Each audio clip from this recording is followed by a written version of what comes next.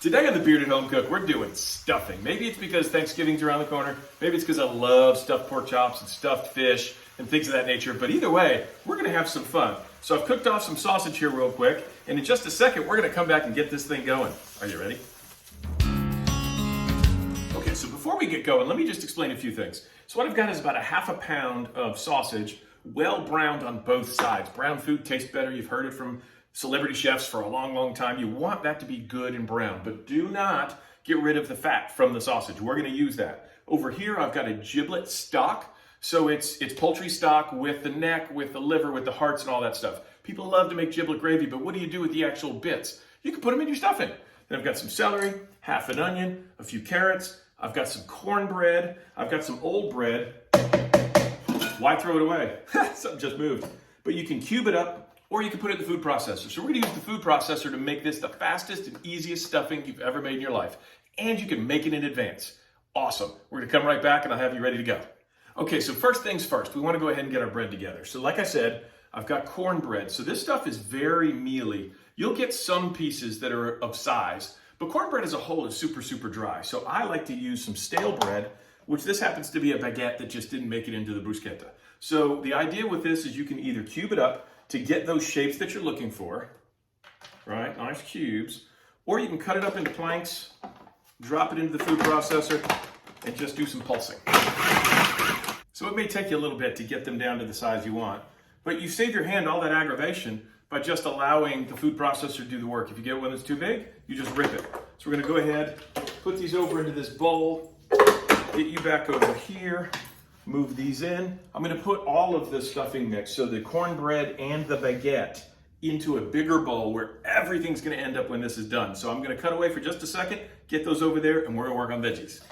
So food processors are great because they're gonna do a lot of the chopping and cutting and so on for you, but you gotta give them a chance. So I take my half onion, cut it down into a bunch of slices. I'm gonna come over here, I'm gonna take the ends off my celery. Now, anything I cut the ends off of, these have already been washed, there's a little bit of bruising on here. I'm gonna put that in my stock pot because we wanna add as much vegetable to that as possible. Same thing with my carrots. Gonna cut both ends off, put the ends in the stock pot, boil it up, just get a little bit more flavor. So we're gonna have poultry and giblets and the neck and all these little trimmings. So that's gonna be a really, really good stock. Okay, so everything's sitting over here in stew-sized pieces, right? Big chunks, about an inch. We're just gonna go ahead and mix them in.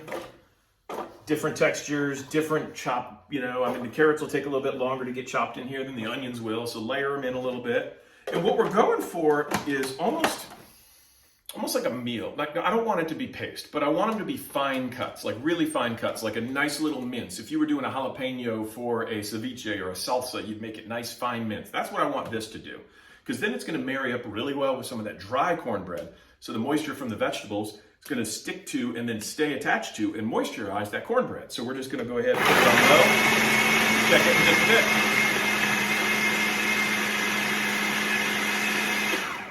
Like seriously, that was how fast it was. Come on.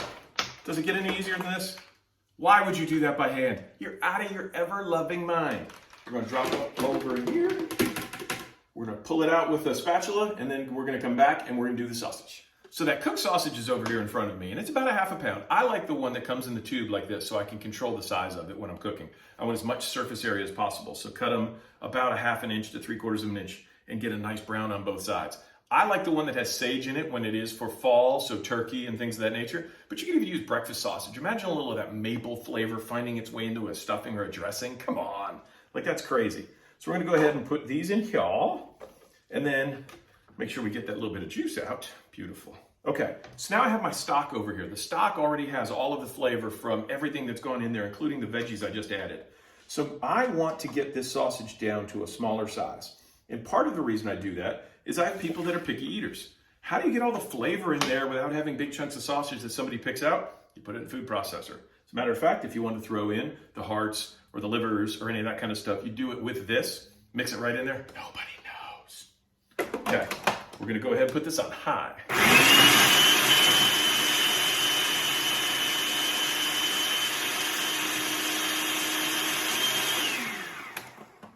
That's it. I'm telling you, like this food processor is your best friend.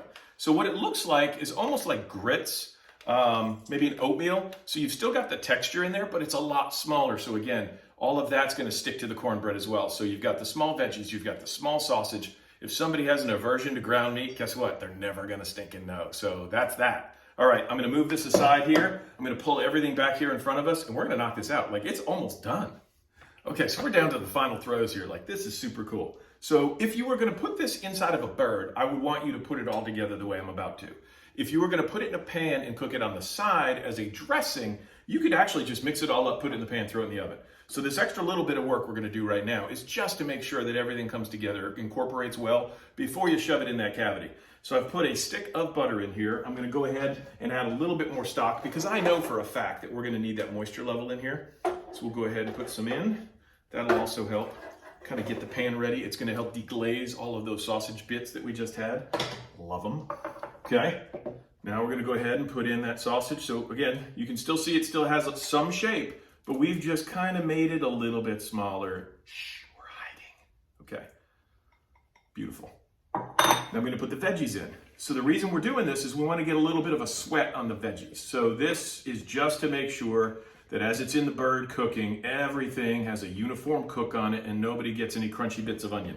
I mean, you know, that's just not what you want for Thanksgiving.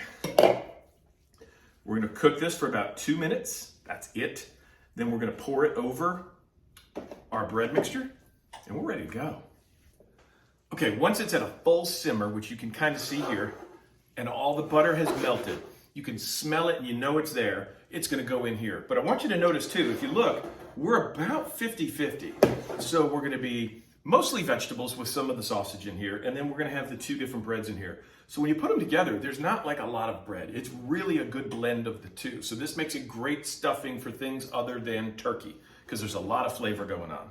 We're just going to go ahead and put it in, mix it around, see what we got. Now, I have not added salt at any point. So the sausage has salt inherently in it. The butter, of course, is salted butter, because why would you get the other? So we're really just going to find out right now, after we mix it up, what it's going to taste like. Turn you off and mix.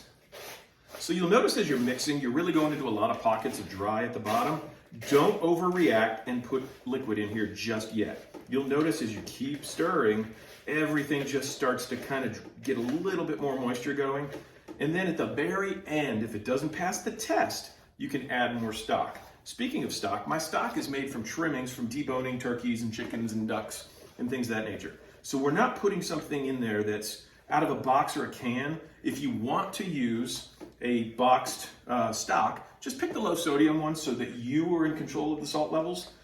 Hate for you to have something that's just blowing people up with salt afterwards. Okay, so a couple minutes and here we are. And what I want you to see is if I grab it and pinch it, it holds together, right? So I've got a nice little ball there. Obviously it's gonna fall off. So now it's taste test. Super good. Adjustments now. And then we're ready to do one of 2 things. Put it in a pan, put it in the oven, serve it with the bird. Put it in the bird, put it in the oven, serve it with the bird. Put it in a Ziploc bag, drop it in your freezer, use it whenever you need it. This stuffing will make everybody go, dang, because it's not from a box, it's not from a bag, it's literally just really good homemade stuffing that you can knock out on the quick.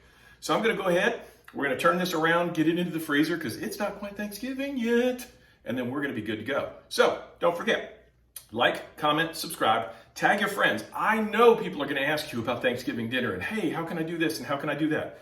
Why not show them this? Hey, here's an easy thing you can do. I promise this will be the best stuffing on the table. We'd love to hear your comments. We'd love to see your photos, take pictures of your food. Let's have some fun. Let's engage in social media. And of course, of all things, have the best holiday season possible. We're going to bring you one more before the end of the year because, you know, Thanksgiving leads to Christmas and Hanukkah and New Year's and all these other things. So we're going to slide one more in there that you might just have fun entertaining with. But in the meanwhile, we'll see y'all later. Thanks a lot.